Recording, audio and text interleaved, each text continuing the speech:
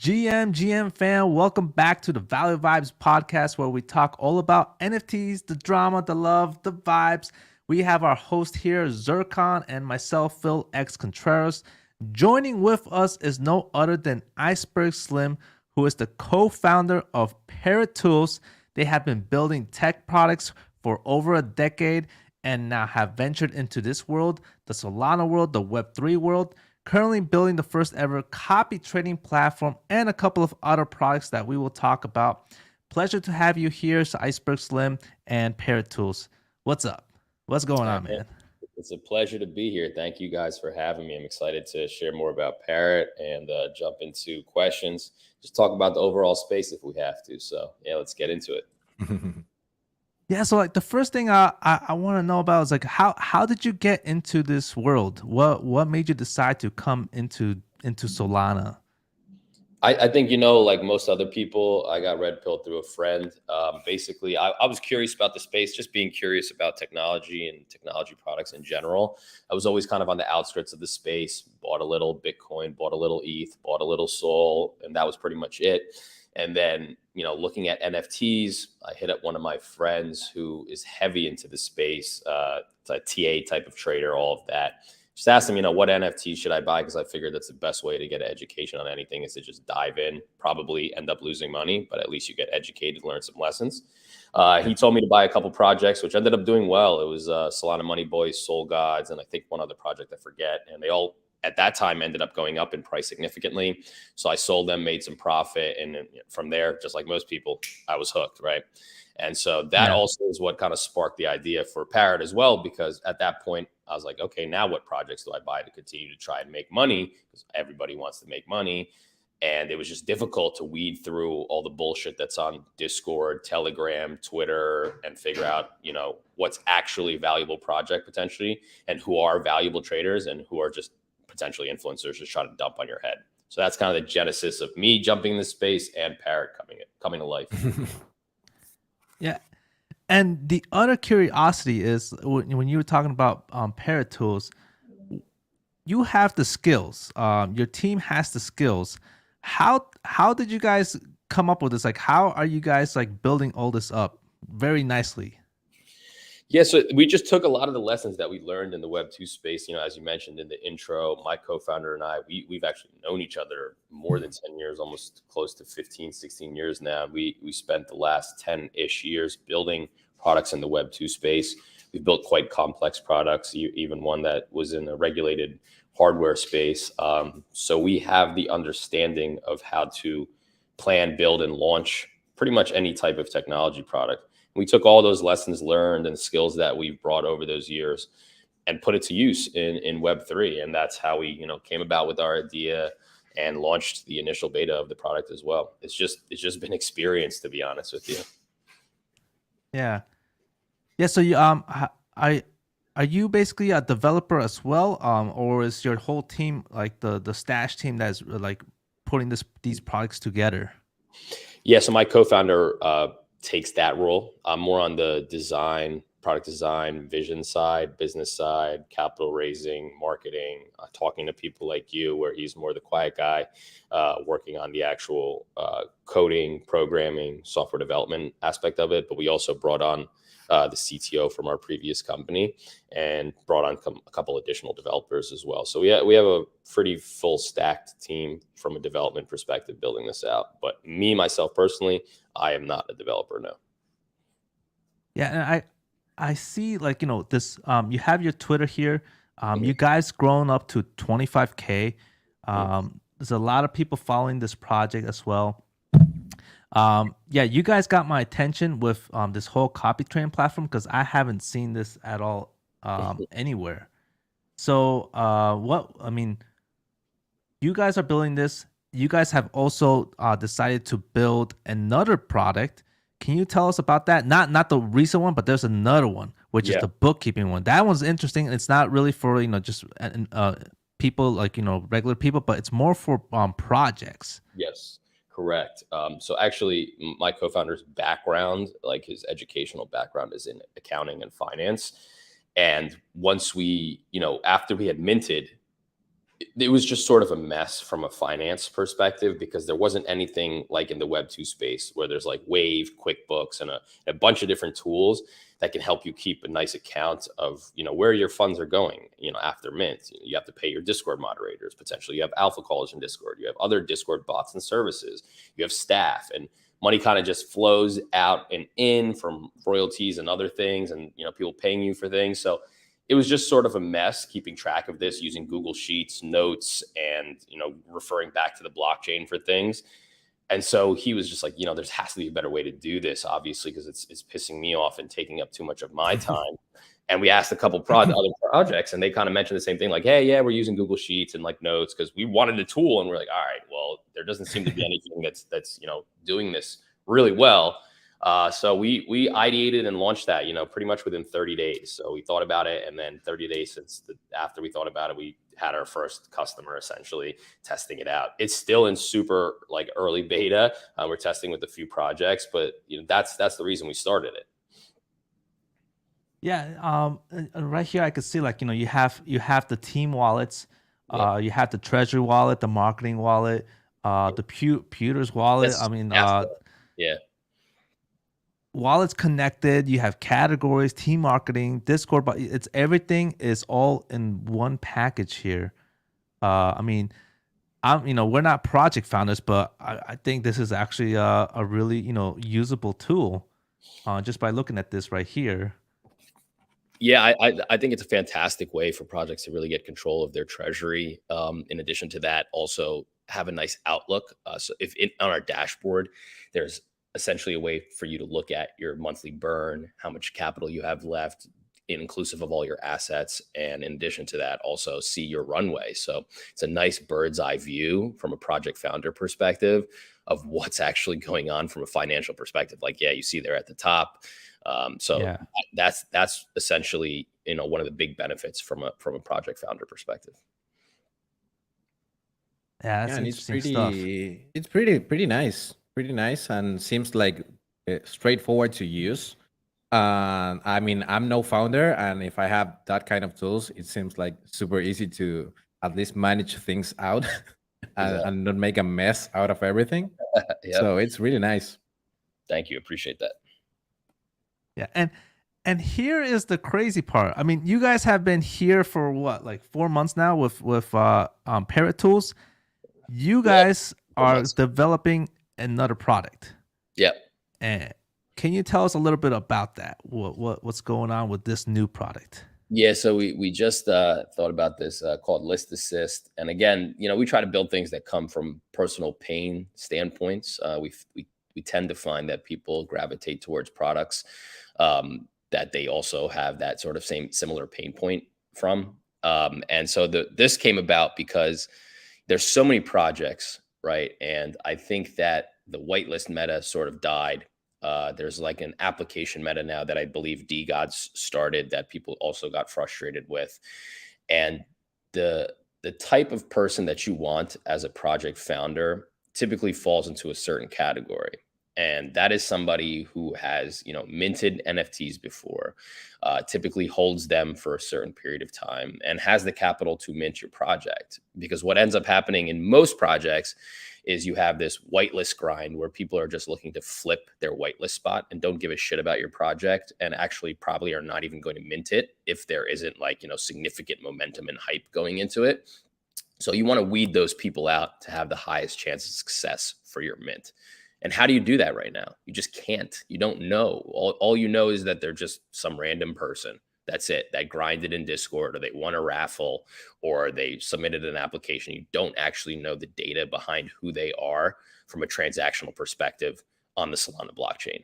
So we're seeking to solve that with List Assist, where project founders can go in there. They can set up parameters like, hey, I want this person to have minted an NFT in the past 7 days or 30 days even. I want this person to have 5 SOL in their wallet, and I want this person to own 5 NFTs. Now, the likelihood of someone with that type of transactional history to mint your project is significantly higher than someone who doesn't potentially have any of those parameters met. There's no doubt about that. So someone who has never minted an NFT, has 0 SOL in their wallet, has not bought an NFT in 30 days, chances are they're probably not going to mint your NFT, right? And so by setting up these parameters as a project founder, you're just making it the process much easier, and you're getting the type of people you want into your mint and into your community. So you set those parameters, and then someone goes in there, like me, if I want to mint your NFT, I just connect my wallets. And if I meet those parameters, I'll get a whitelist spot in your Discord. So we're seeking to get rid of the grinding process. We're seeking to get rid of the application process, and we're seeking to put control in both the founders and the minters' hands. Minters don't have to grind anymore. They don't have to spend time. Just find the project you want, connect your wallets. If you meet the criteria, you meet the criteria. Great. And then project founders get this nice, set of analytics and a higher chance of likelihood that their mint will succeed. So this is like another curation type of product, to where basically you can separate people. Not basically like if someone is an influencer, if someone is a content creator. This is more like on the specific data on what the user is. Like there's more involved within the user, like his history in NFTs from what I see. Yeah, that's correct. I mean, obviously, it's great to have influencers and content creators, as part of your mint, because they'll help, promote the project pre-mint and potentially post-mint, and that gets some eyes on you. But this is not, necessarily for them. This is more specifically for the broader audience, because content creators and influencers, they're a subset, they're a minority of the larger population that's buying and selling and minting NFTs. And so this is to weed out the people that you don't potentially want from a project founder perspective going into your mint. Because if you're able to do that, you're going to increase the likelihood of success. Because, I mean, we saw that as project founders. Yeah. We had a ton of people in our Discord, pre-mint, and shit was crazy that you couldn't even keep up with the Discord. It was moving so fast. Where were all those people at mint? Because we didn't have this, they didn't potentially have the money in their wallet. They were probably just trying to grind and flip a whitelist spot because we had some hype going into our project, right? Those aren't the type of people we want to get whitelisted. We want someone, and we might have missed somebody who mints, 10 projects a week. That's who we want, because he or she is most likely going to mint. And so that's the purpose of List Assist. Yeah, is the thing we always complain about the whitelist meta, that is like projects might be like over allocations and stuff, that they are just not that picky enough with the people they choose for their whitelist, that most of the people don't even mint. That's the one thing I've noticed on my time on Solana. There's a lot of projects that maybe because of the mint price, maybe because they don't have enough hype or whatever, that people don't mint them. And most of the people that are whitelisted are just people maybe that aren't even interested on the project by itself. They are just interested on flipping it, as you said. And this, I mean, maybe someone will say, well, but you're not giving everyone the same chance. But I mean, you are just thinking as a company and picking the people you want to be on a part of your company. I mean, that's how things work on businesses. And I'm okay with all these things that you're bringing to the table, just because I've always complained that maybe a project has, I don't know, 3K supply and, I don't know, 15K whitelist spots, and no one mint the project. Where's the 15K people you give whitelist for? So at least this way you are putting some control on the people that will get whitelist for your project and potential minters on the day of the mint. Exactly right. And yeah, to speak to your point about that criticism, and we have gotten it on Twitter as well, there's two ways to go about that. Look, if you're a project founder and you don't care, you can still utilize this project and, lower those parameters, right? You can say, you don't have to necessarily have minted an NFT in the last 30 days or bought an NFT in the last 30 days. You can just set up one parameter that says, hey, you just have to have 2 SOL in your wallet. If you're planning to mint your NFT for 2 SOL as a project, and you can just put that simple parameter, and that alone can change the dynamic of your mint, knowing that the person actually has the capital to mint your NFT. Right. And then the second point I would make to the people who criticize that point of, well, you're not going to let newcomers in this space. They're not going to have the chance to mint these new projects.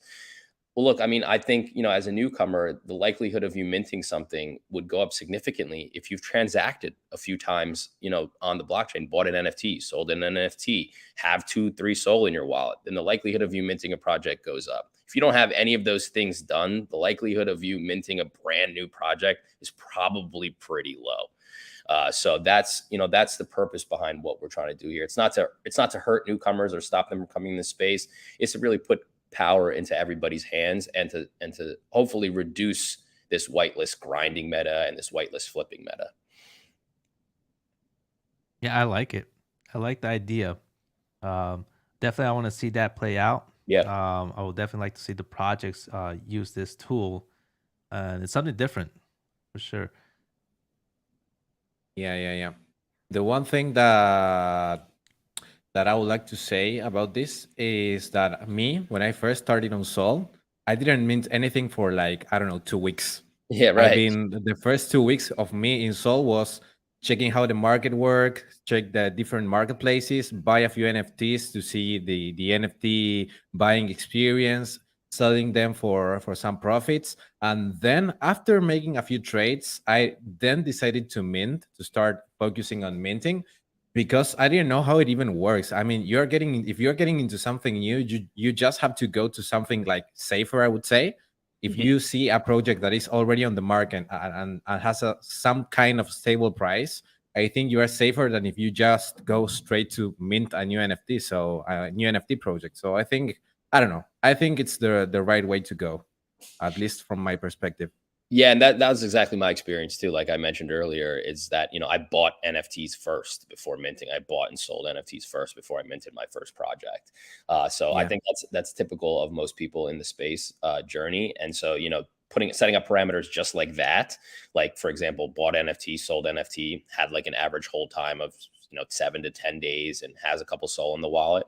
Just that alone would probably weed out a significant amount of people, right? Because if you look at the people who flip whitelist, typically what you'll see in their data is, one, they probably don't have enough SOL in their wallet to mint your project. Two, their average hold time for an NFT is probably 0 days because they've never minted one. They're just flipping the whitelist spots, right? Or it's like 1 day or 2 days, for example.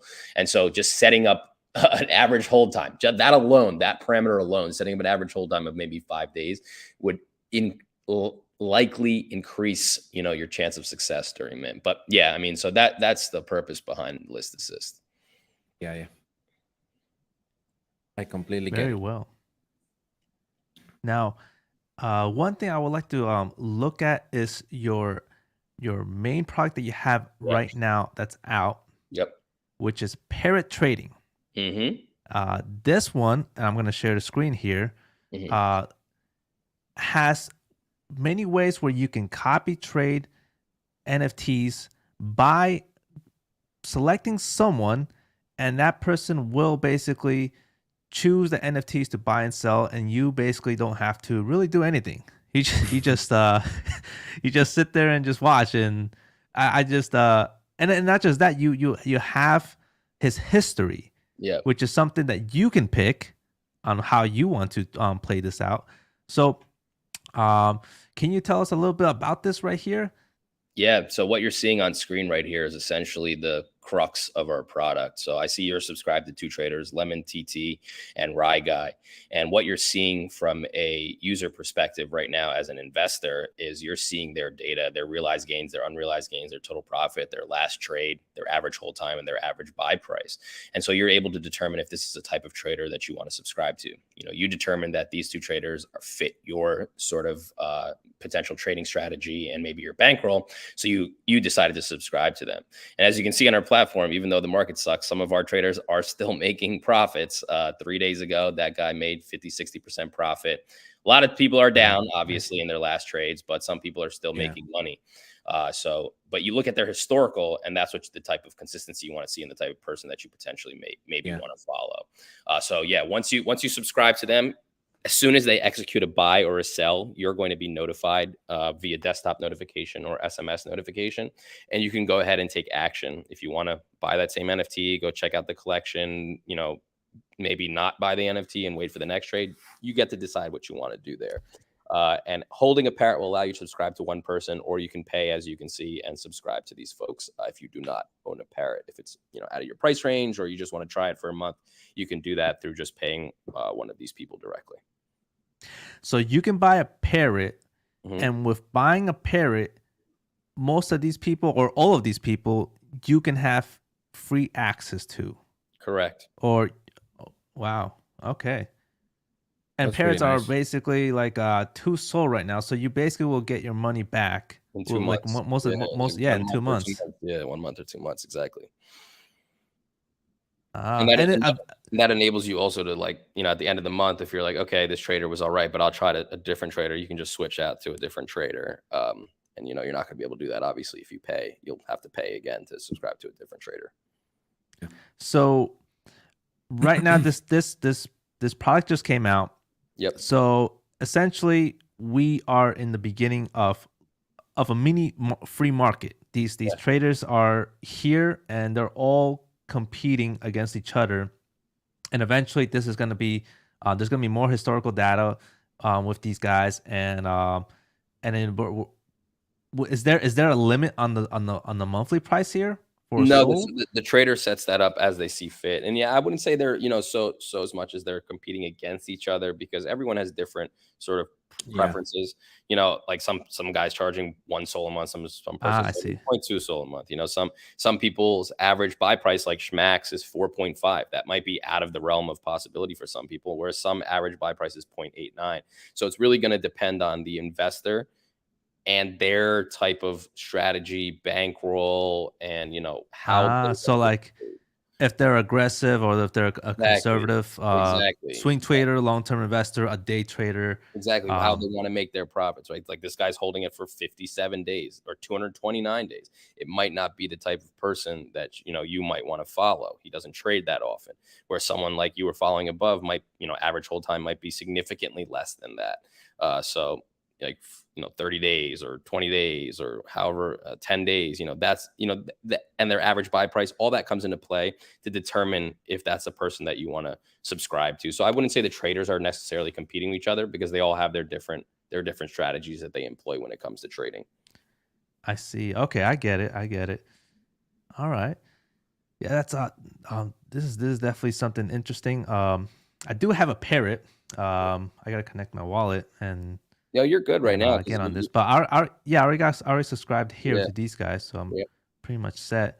And so you have here, you got the settings. yep, You have the profile, which is me, yeah, it's your and then portfolio. Yep, you have the dashboard yep, here that basically shows your total floor value, your realized gains, unrealized, and then you got the subscriber trader activities here on actual like trade transaction to transaction on each person. yep. All the traders that you're subscribed to, you'll see basically a feed of what they're doing. So it gives you a nice overview of their last buys and sells, and if they've made any profit on those trades. Interesting. That's Now, really nice. it was Zircon, what you got anything to for this one here?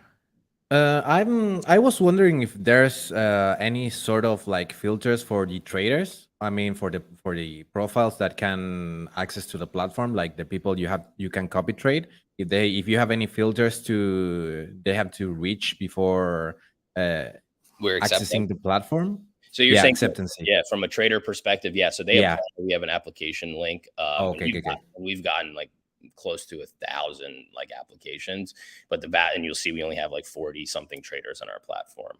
Yeah. Some of those have just been OGs in our Discord, which we wanted to show a little bit of respect to, but the vast majority of them are from our historical standpoint, our data collection perspective, they look like decent traders. So they connect all of their wallets in the application, and we pour through that data, and we make sure that they're fairly consistent in their trading strategy, and they obviously have fairly consistently been able to make a profit.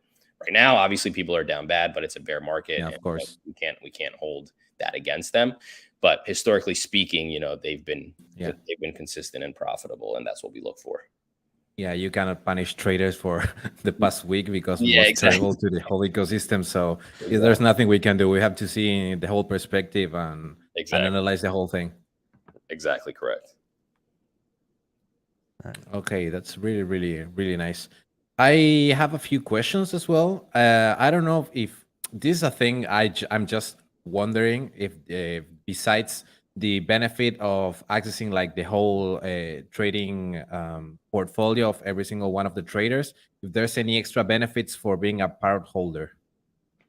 Yeah. So as you mentioned, being a Parrot holder will get you a 1-to-1 subscription to any trader. The more Parrots you hold, the more traders that you can subscribe to.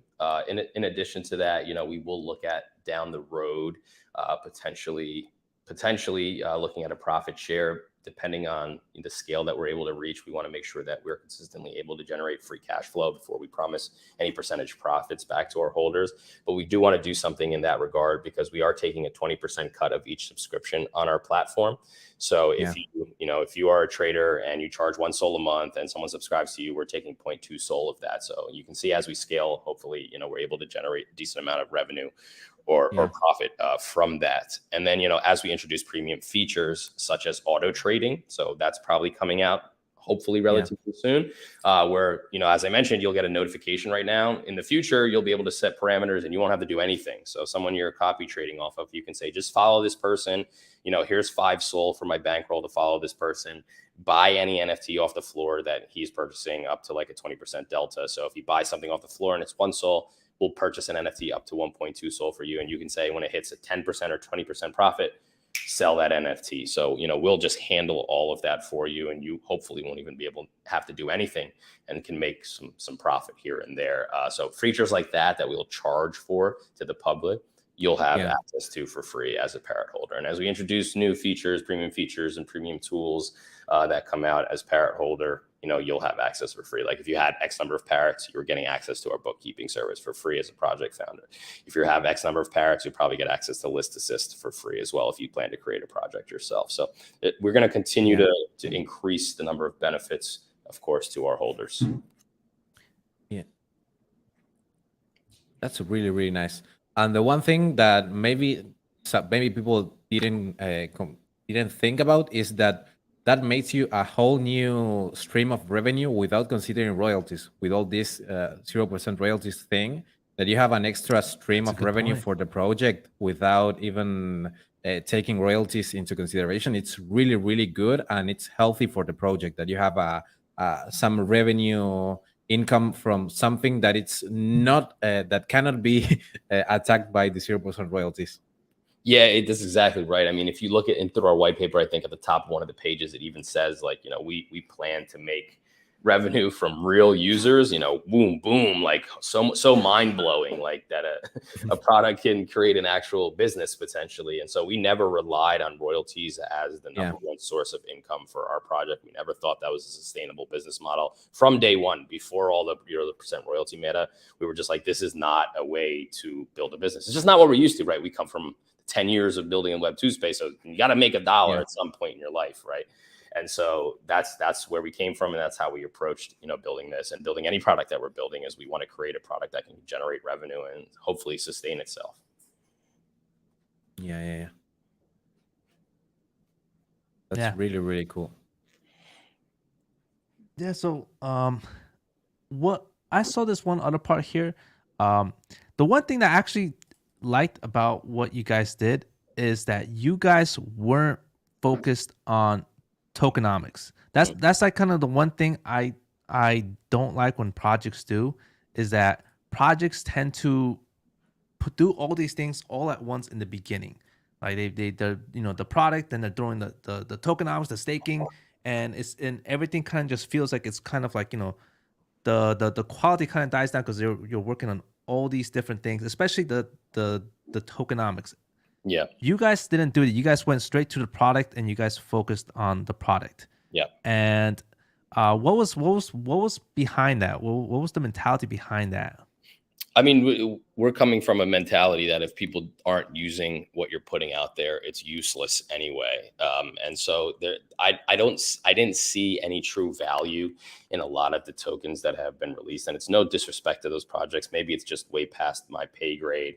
But I just didn't see value in any of the sort of tokenomics that were out there. And so for us, it made no sense to focus on that. And to be perfectly frank with you guys, when projects promise tokenomics and staking and breeding and all of this, it's a cop-out because you can just pay umpteen different services to do that for you. It's very simple.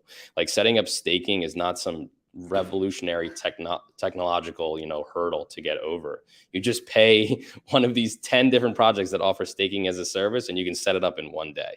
And so for you to put that on a roadmap as a project, it's a cop out. Like, come on, that's simple. That shouldn't be something that's on your roadmap.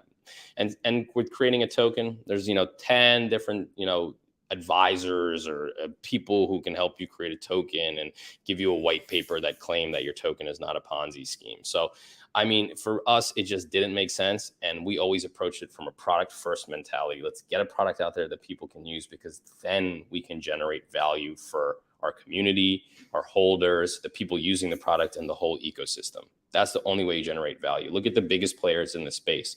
They have a product with real users. I'm not talking just projects. I'm talking Magic Eden. I'm talking Coinbase. I'm talking products that have tons of users. They have generated the most value in the space. And that's the mentality we approached it with. Interesting. And that's why I think I can see you guys have 3 months, 4 months, you guys been here, and you guys been just working on these products nonstop. And I could definitely see that, because your focus is not on something else. It's just all 100% on this one thing right here. Mm-hmm. So with that said, is there a long-term vision on what you're working on with Parrot Tools, with the whitelist curation, all these things coming together? Yeah, there is. So our goal is to essentially build tools for the Solana ecosystem, and we want to own the ecosystem from a stakeholder perspective in offering value to anyone who enters the space. And so what I mean by that is that if you are a project founder, we want to be able to provide you a service pre-mint, that's list assist. We want to be able to provide you a service post-mint, that's the bookkeeping service. If you're a trader in the space, we want to be able to provide you a service, that's being a trader and earning passive income on Parrot. If you're just a random investor who wants to make money in the space, we want to be able to provide you a service that's following a trader on our platform. So I think that, takes care of probably 99% of the stakeholders in our ecosystem. And that's what we're trying to build at Parrot, is own that entire chain of stakeholders and providing services to all of them. If we're able to do that and do that at scale, I think you'll see that we'll be able to create significant value for us, our project, and our holders. Nice. Zircon, go ahead. Any other questions? I know you got a I couple. have a question that is completely out of the road, but I just want to asking, and it is, why did you decide to pick a parrot as your business image? Why parrots, and why not any other animal? Very, very simple. Copy trading. Parrots copy people. That's it. Oh, that's actually clever. Yeah. So yeah, that is. I never caught that on. Wow. Yeah. And even if you look up in the dictionary definition of, you can parrot someone, or parroting someone is basically to copy them, right? So that's how it came about. Makes perfect sense. Mm-hmm. Actually, if you think about it for a second, it makes perfect sense. Yeah, it's a parrot. Now the art, was there something behind the art? Did you guys worked on it with an actual someone in the Solana space, or where did this come from? Actually, and it came from an in real life artist. So someone who had never worked in the Web3 space at all. His name's Julian. He's doxed, and you can check out his work at julianapg.art or julian.art or something. And he's on Instagram. So he's a street artist, like muralist, painter, canvas artist, like real true in real life artist. And I had reached out to him because I had been following some of his work, interested in what he was doing. And I wanted to bring someone like that into our world and have them design our art. And so it took like multiple conversations with him, because he was very skeptical about the space. Finally convinced him to come over. Now he's heavy into it. And so he's been approached by different projects and brands to do art in the Web3 space. But yeah, he's the one who had designed and done all of our art. Nice. Yeah, definitely different from many of these projects. I never seen a parrot before, so it's definitely unique. Yeah, it's charming. I would say it's charming, which is brings a broader attention. Yeah. So It's difficult, like because we were looking at parrots and we were wondering why no one has really done a parrot. And I think, what we figured out was that most people do animals that are very Yeah. easy to convey emotions. I think the word is anthropomorphic. I believe the word is where you're able to Yeah. convey very human emotions through animals. That's why you see apes. That's why you see lions. That's why you see things like that, because you can have those type of animals have human characteristics like smiling, laughing, eyebrows and all that kind of stuff, where you can have a connection from a personal standpoint. So parrot is very difficult to do that because of the beak itself. It's hard to convey those human emotions, but we did the best we could, and I think we conveyed something that hopefully people can connect to as well from an art standpoint. Nice. Yeah. Now, Zircon, you got something else you want to talk about? Yeah, I wanted to, I just wanted to know, this is something that I've been like lately thinking, and it's how you guys, like, from the depth perspective, are looking at the market. Like, everything is really, really crashing lately. And I wanted to know, like, depth perspective on stuff to see, because I've seen a lot of drama on Solana. Oh, Solana is dying, and those kind of stuff. I don't buy that. I think, even with Solana going down, that Solana is not gonna die, of course. But I wanted to know, like, the depth perspective, the behind the scenes side of a developer of a project, to see how they are looking at the market right now with all these crashes lately, and like FTX drama and stuff. How are Yeah. you guys dealing with that? It's interesting from a dev perspective because they don't really pay attention to that. They're like, our devs are just caught up in building the product. And so they haven't even mentioned it to me. I'll be perfectly honest with you. I've obviously looked at it from a founder perspective, and my co-founder has, Yeah. but our 3-4 devs, they have not talked about it once on Slack. All they've been asking about is just like, oh, we're, some code here and feature there and this and that, just typical conversation. So I think from their perspective, their focus is just continuing to build. And I think that's correct. And I think that's what will help us hopefully once the bull market returns. But from a founder perspective, what I can tell you is that obviously this hurts more so because I know that there's a lack of volume in the space, and so it will Of hurt course. our holders who are trying to see the floor price rise and see them make some money and profit and sell some of their parrots potentially. So that's where it really hurts our community. But from an overall macro perspective, Yeah. as horrible as what is happening is, I think the silver lining or the positive potential outcome of this is that it will get rid of a lot of the shitty projects and people who don't actually care about the space and who are trying to make a quick buck. And when we come out on the other side of this, hopefully the people that you will see will be the people who truly believe in the ecosystem. I think you can sort of compare it to, obviously it's not even as closely the same as far as a numbers perspective, but closely liken it to like the .com crash, right? Everyone said the internet was over. It's a wrap. Like no one's going to be using this, but people continued to build, and they were saying, no, it will be the future. We just have to get it right. And they were absolutely 100% correct. And so if you take those people and hopefully they replicate themselves here today in like the Solana and the ETH space and continue to build, when this all turns around, they will be the people who will say, see, I told you I was right.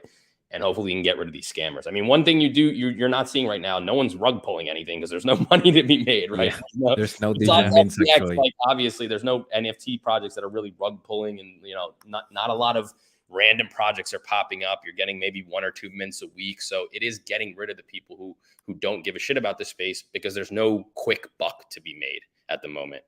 And so that's what I think is the one positive thing about this. Yeah, it's a creation within itself.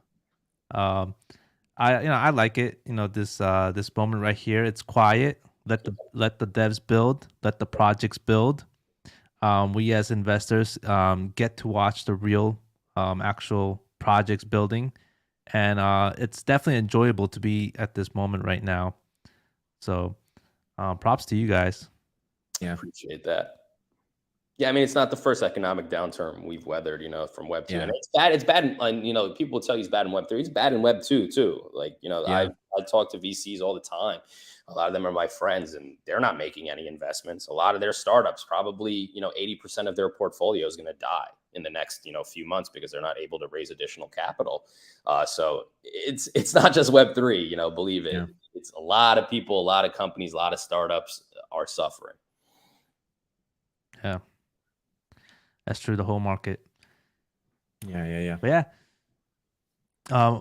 Overall, I mean, all of this right here, what you guys are doing, I find fantastic. I can't wait to see what's gonna happen in the next 2 or 3 months with what you guys have done. Like this past only 3 months, like what else is gonna come out? I know you can't say much. I tried. Yeah, But we can't say much, but look, I mean, what we always say is that we look for opportunity, and we believe an opportunity presents itself, and we're able to execute on delivering something that could take advantage of that opportunity. We absolutely will do it. We're not going to just do everything and anything, but we want to do things that bring value and we believe can provide value to the ecosystem as a whole, as I mentioned, or any stakeholder that has a significant, interest in this ecosystem. So yeah, let's see how the next few months play out. Hopefully the market turns around in our favor. I don't think it'll be that quickly. But we'll be here and we'll position ourselves to be in the best position once the market does turn. for sure. Yeah. Any last words, Zircon? No. Today I'm a little bit quiet. Lately I've been more focusing on how to make my content work with all these crashes and stuff going on. But as Iceberg told, it's time to build. We'll have to focus a little bit more on building stuff and being a little more creative as content creators. And that's it. We'll have to. I mean, we've seen this before. Maybe not us. I haven't been in a bear market in the past, but I've talked to people that have been on the last bear market, and it was maybe not as intense as this one, but it was hard. And it's just the way it goes. We'll have to keep building. We'll have to keep working out and finding the way to solve things in the midtime while the market conditions get a little bit better, I think. Yep, that's exactly right. And like I said, I do believe that. I think that the people who are left, who are still here, when this smoke clears and we get to the other side of this, will have put themselves in a very good position to succeed at that point. Yeah. Because the space is winnowing itself. It's getting smaller and smaller by the day, and so that means it's just getting tighter and tighter. So that also is a good thing because we're able to know who's who in this space. We're getting closer to those people in the space, and opportunities will present themselves when all of this turns around. Yeah. Well, Yeah. Iceberg Slim, we definitely appreciate you coming here, explaining the project to us and to our Discord community and to everybody in Twitter on Solana and any other blockchain. You have any last words as well for your project? No, like I think we talked about a lot. I appreciate you guys asking some fantastic questions, and I think we were able to get through a lot of who we are as a project and what we're trying to achieve. The only things I would say is anyone listening to this now or after this is ended and recorded and you can play it back, if you are interested in what we're building, just seek us out. Hit us up on Twitter, hit us up on Discord. We're super accessible. Our team, including myself, answer questions every single day in Discord or on Twitter. So if you're confused about something or if you have additional questions, you want to learn more, we're available to hear you guys out and to also respond and listen to you. So we look forward to that. And we thank you for all the support that you have provided so far. Twitter.com/Parrot Tools, everybody. Twitter.com/Parrot Tools. Well, much appreciated. Guys, make sure you like and subscribe to this if you enjoy this content. We definitely enjoyed hearing this from Parrot Tools and everything. Much love and peace. Thank you, guys. Thank you.